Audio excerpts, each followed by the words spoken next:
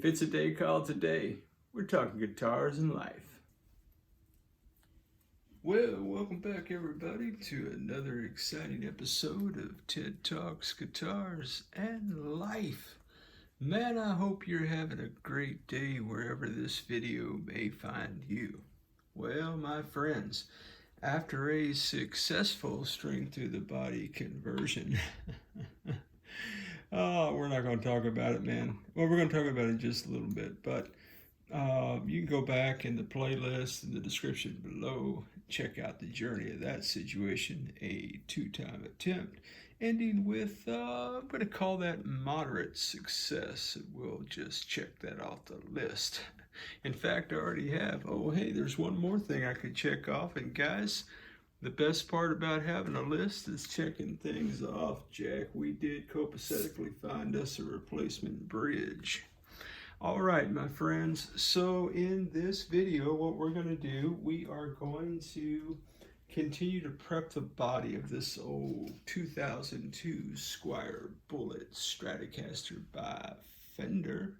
So, preparing the body entails 4 items.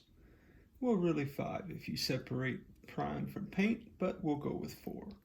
So the first order of business is we are going to ream out these neck screw holes in the body of this guitar. Now guys, I'm not going to ream it out where the neck screws are just all, willy-nilly up in there. I'm just going to get it where I can set the screw in that hole and it drops right in to where it's hitting the neck. I don't need it to thread the body. And I've talked about that in other videos. I'm not going to justify that decision. Hey, guess what, man? You do you. If you don't like that kind of thing, guess what? Don't do it. But I'm going to do it to this guitar. So I'm going to ream out the neck hole screws.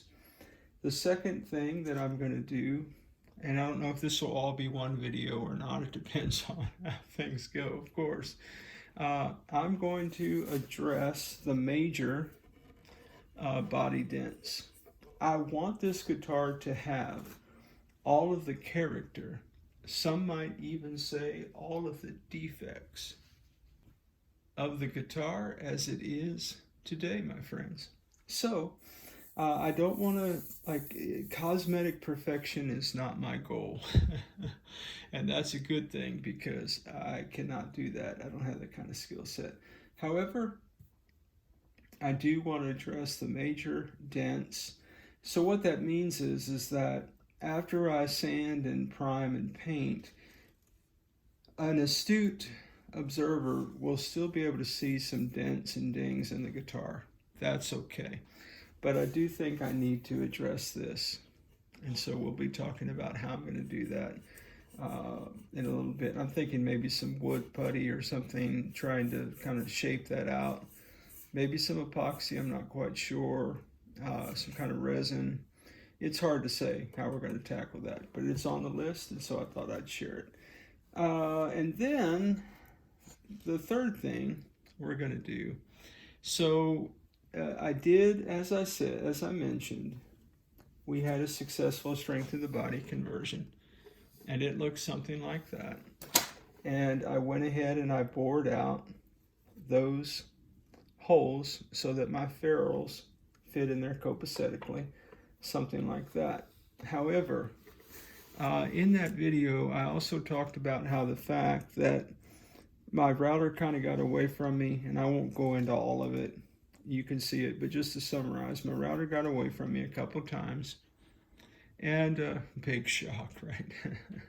If you hung out on the channel, you already knew that. Oh, by the way, if it's your first time, welcome, Jack. Come back anytime and hang out with us some more at TED Talks, Guitars, and Life.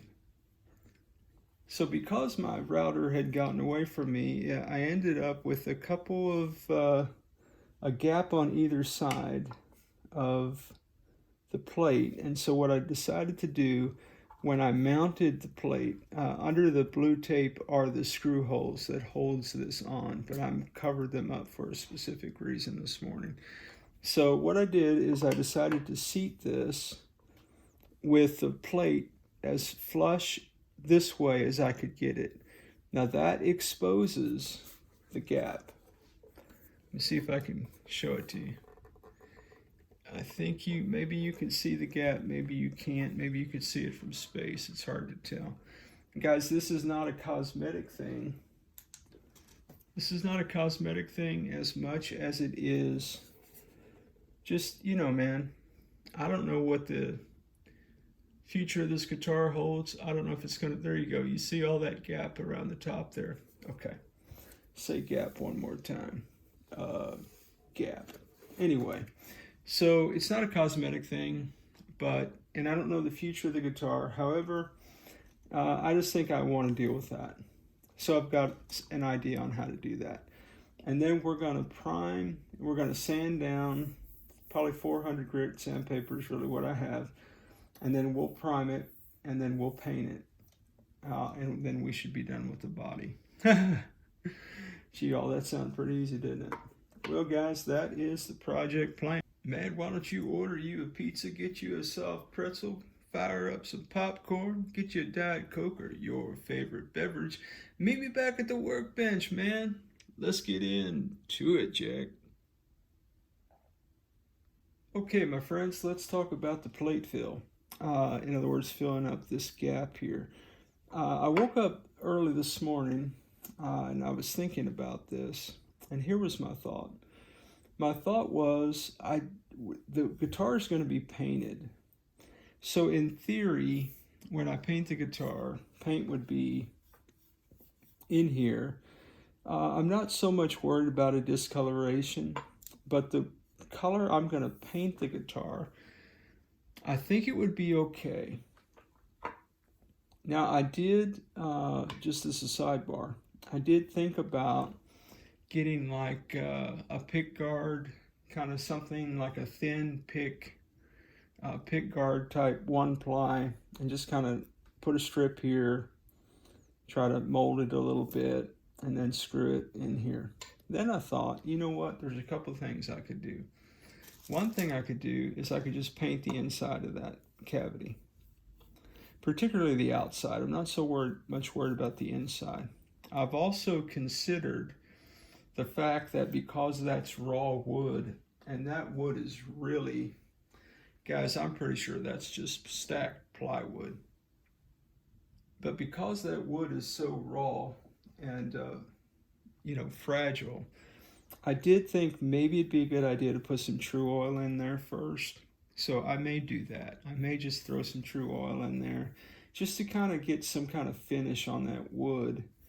And then go to automotive painter's tape. Tape? Nope. I just love tape so much I can't quit saying tape.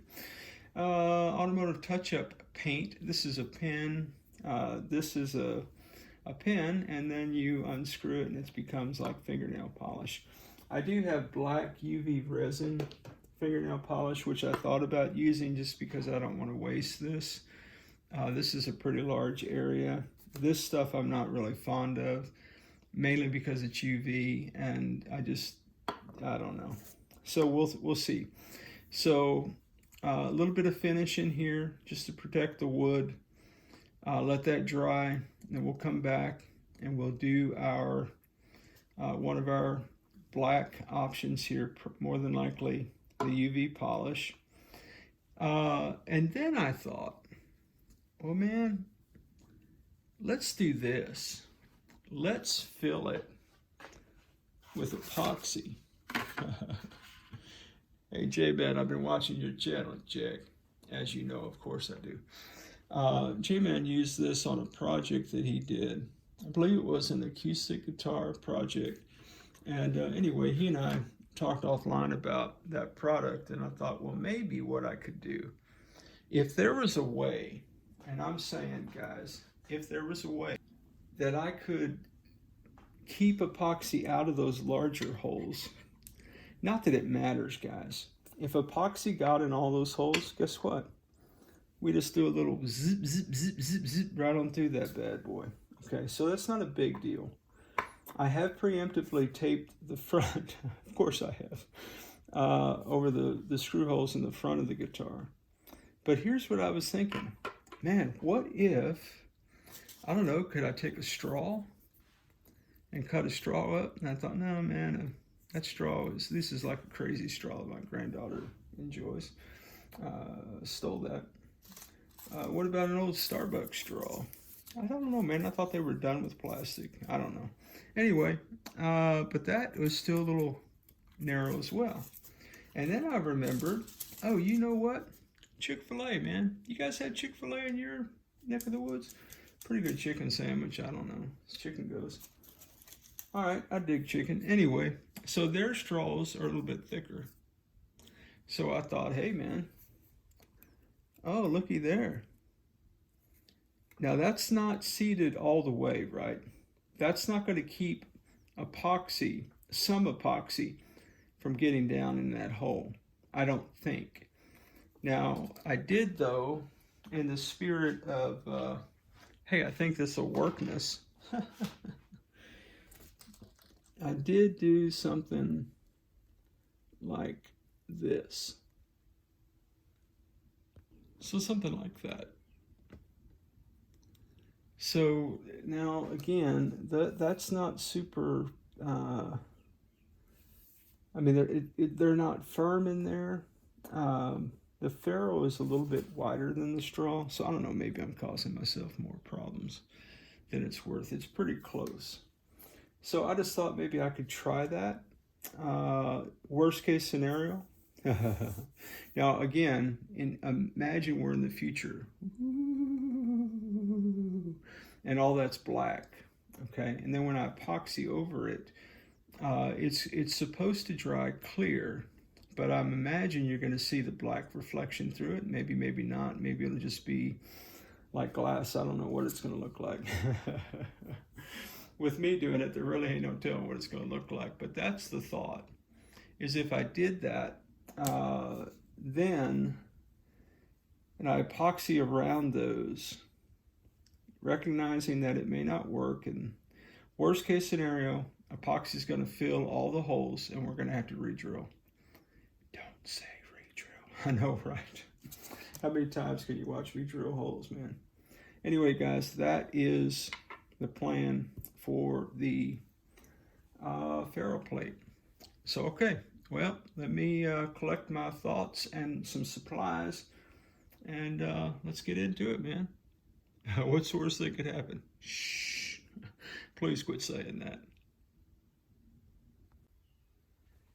Okay, guys. Well, serendipitously, I was really not interested in wasting as much true oil as it looks like it would take to address all of this, and I continued to pull out little pieces of wood out of here.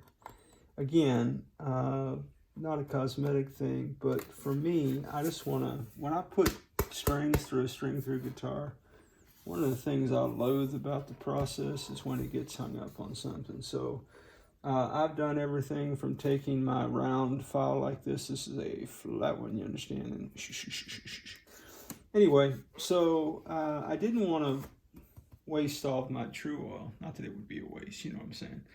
But I did remember serendipitously that I have some sanding sealer. So what I'm going to do is I'm going to throw sanding sealer in here. I'm going to let it dry. And then I'm going to go back in with the black fingernail polish. This is the UV polish again. I'm not going to go into all the reasons I don't like that, but that's okay. Another fun fact. So as I was thinking about putting the Varathane sanding sealer in this cavity, I was going through the drawers in the dining room, as it were, where my granddaughter keeps her art supplies, and I was looking for paintbrushes or something like that. If you see me paint anything around the shop and I ever used a brush, more than likely I went and hijacked it from her stuff. She's sweet like that. Anyway, man, I opened a drawer. Dude, I saw these. Does anybody know what this is? This is a cuticle file that belongs to my daughter. And let me tell you just a fun fact about a cuticle file. It's basically a dowel. Look at this, guys. It's the exact size that I wanted that hole. Remember when I was filling holes and I had to sand down dowels? Yeah, man. If I'd have had these, man, made a short work out of that, Jack. Anyway, and oh, parenthetically, because I figured out how to do this and that all the holes really wouldn't be in alignment anyway, some would say that I made it too complicated. That even with my jacked up placement the very first time, we could have made this work. But anyway, I didn't do that because I'm a perfectionist, guys. I did that because I thought I did it wrong. And so I'm trying to correct that. All right, so we're going to go sanding sealer. We're going to let it dry. We're going to go black paint. We're going to let it dry. That's UV. I'll have to put my flashlight on it. Then we're going to reinsert our straws into those holes. And then, and only then, we're going to apply the epoxy. And then we're going to see what happens.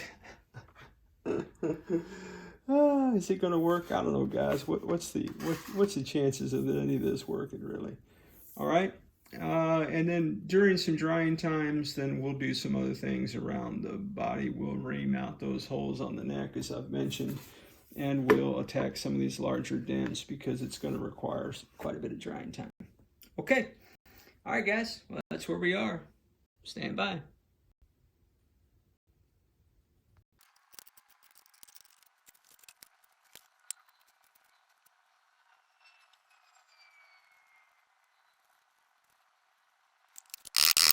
Well, I'm just going to pretend that's better than not having any kind of finish on it at all. Yep. And I'm going to quit jacking with it right now. It is what it is, guys. Okay. So I'm going to let that dry. I'm going to move on to other things. Stand by.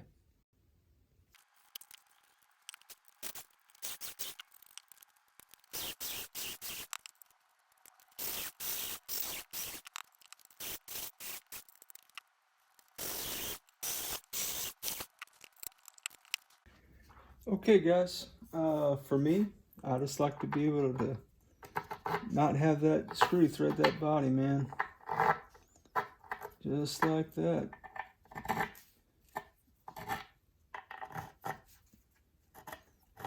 So when I'm screwing this screw, I'm screwing into the neck for tighter cohesion. That's just me, guys. Man, you think that's kind of controversial? You think that's harmful? Feel free to put it in the comments, as some of you always do. But that's just me, man. Hey, you do you, Jack. All right, guys. So we've got our neck screw holes copacetically reamed for my enjoyment. Okay, guys. On to the next thing. Okay, guys. Best part of making a list. Checking things off. Neck screws, done. All right, still got some drying going on here. So we're going to come down to the worst offender by way of body dents. I don't know. I thought about sanding that down to where it was flat. Maybe I should do that instead of trying to use some kind of wood filler. I don't know. Seems like this is probably a Bondo opportunity. But yeah, I don't know. I don't think I'm going to be able to get my spatula in there. Spatula? Yeah, close enough. Putty knife, you know, spatula.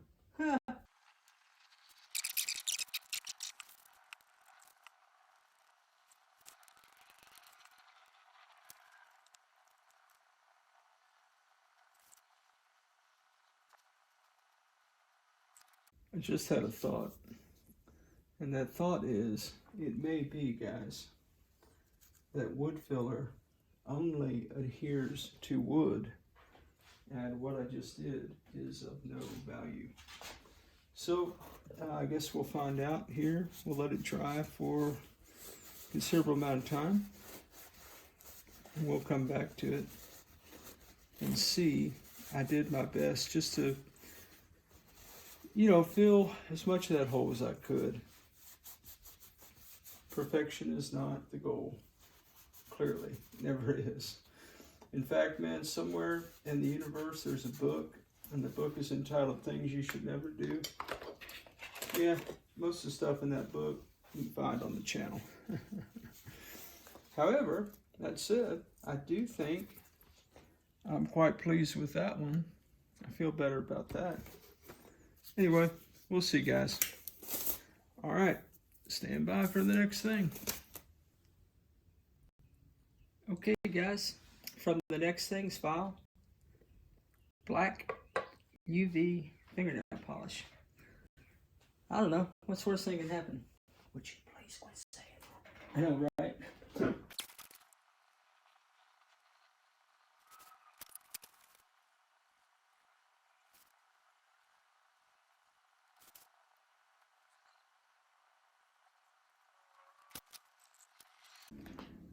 Okay, guys, well, that is a painted cavity. I don't know if you could see that or not. Now, again, this is UV fingernail polish, so what you need is some ultraviolet light, you understand? So I could do my flashlight. By the way, if you're going to use this, UV sunglasses are your friend. If only there was another source of UV. Oh, look, the sun is out. Let's set this guitar outside for a while. I'll be back. This portion of our video is brought to you by the good folks at Boneheaded Anonymous. Guys, not to be prescriptive, just a fun fact. When you're going to drill on your work area, I've got about 3 ply of butcher block paper from other projects and a black foam mat from Music Nomad under all here, and I have copacetically, my friends, drilled into it several times. So, if you suffer from being a bonehead like Ted, maybe you want to find the good folks at Boneheaded Anonymous and find a local meeting that you can attend. As for me, clean your area. Well, my friends, that body crack is not stellar. This repair right here, it's still a little indented. I've decided it's good enough for my purposes. So, yeah, like I said, cosmetics are not my interest. So, from the serendipitous files, the black UV resin fingernail polish did put a little bit of a coat around the ferrule holes, making those straws taut in there. I was trying to figure out how I was going to hold those in and try to get it as tight of a placement as I could, so that if I can prevent it from happening, I really don't want the epoxy to go down into the actual string holes. I believe that that's going to help me out. Key question: have I ever used this product before? Friends, I have not. Is this going to work? Friends, I do not know, but we're about to find out, Jack. This will be the last thing that we do in this vid, so stick around. We're almost at home. Okay, my friends, well, according to the directions, I'm supposed to hit both plungers just a little bit. Let me get a paper towel on the ready to wipe those tips off with. But yeah, I kind of thought that you just kind of, you know, hit both barrels and it does its thing. The directions say that when you get equal parts, then you need to stir it. So what I'm going to do is I'm just going to put a little bit on the paper plate.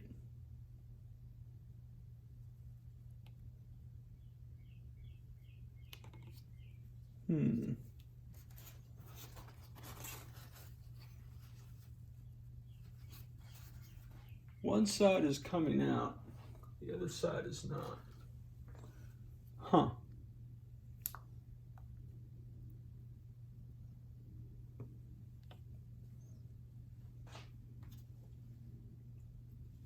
Now, in case you're wondering, the fumes are pretty weird. Yeah, I don't, The other side's not coming out. Oh, there it goes. Okay. Sorry, guys, that was weird. So, in theory, then what you would do is Stir those together. with a stir stick, and they did give you a nice mixing tray, i.e. the package. But I'm not going to be able to stir right in here. So I'm just going to kind of do this and see what happens. Stand by.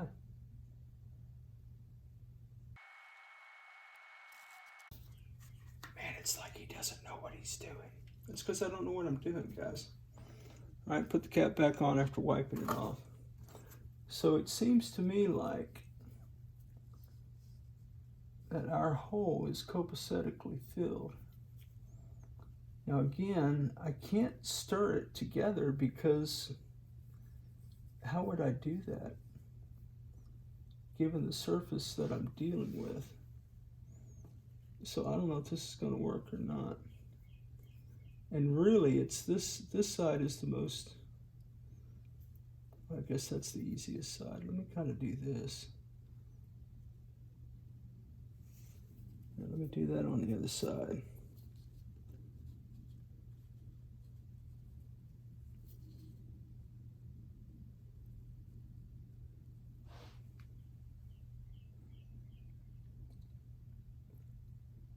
Well, I don't know, guys. I guess I'm going to let that dry and see what happens. After it dries, I'll come back and talk to you some more. All right, stand by. Well, my friends, it's been about 5 hours. And I think maybe it's possible. I messed this up. Shocker.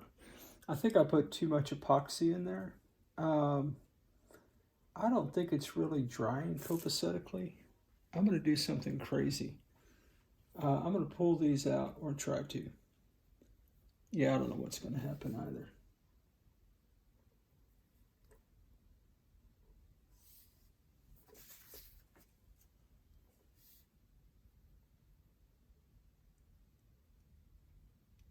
It's not good, is it?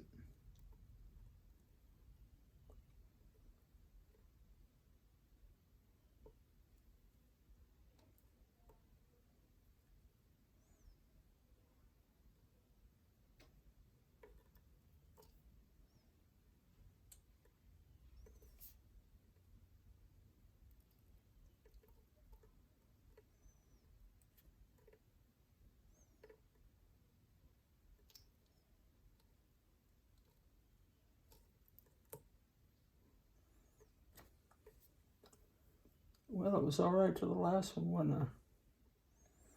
I don't know what's up with this, man.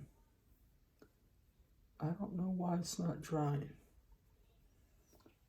But, okay, guys, I'm going to let it sit. But it's just not drying.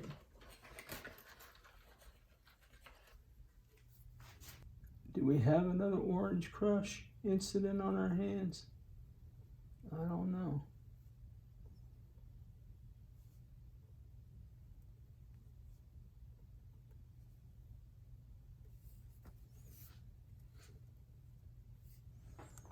I actually don't mind. All right, guys, I'm gonna let it sit. I'm not gonna try to figure it out. I'm gonna come back tomorrow and see what we have. And if I need to rip all that out, guess what? We'll rip it all out, Jack. We'll try again. Because that's what we do. We don't ever give up. Never give up, Mike. All right, guys, man, thanks for hanging out with me today. I appreciate any time you give to me on the channel. And, man, it is so cool to have you along for the ride, Jack. You guys are the best. As always, wherever you are in your guitar journey, man, I pray it's a long, smooth, safe, joy-filled ride for you, Jack. Rock on with your best selves, everybody. Catch you down the road.